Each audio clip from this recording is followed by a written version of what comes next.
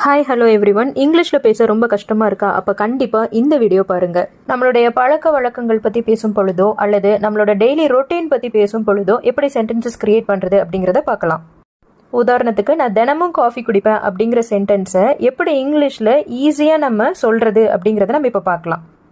இப்போ நான் குடிப்பேன் அப்படிங்கிறத இங்கிலீஷில் எப்படி சொல்லலாம்?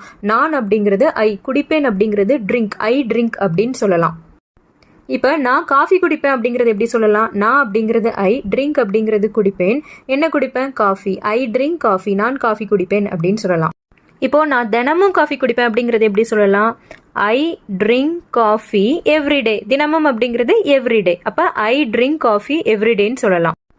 இப்போ அவன் தினமும் காஃபி குடிப்பான் அப்படிங்கிறத இங்கிலீஷில் எப்படி சொல்லலாம் அப்படின்னா,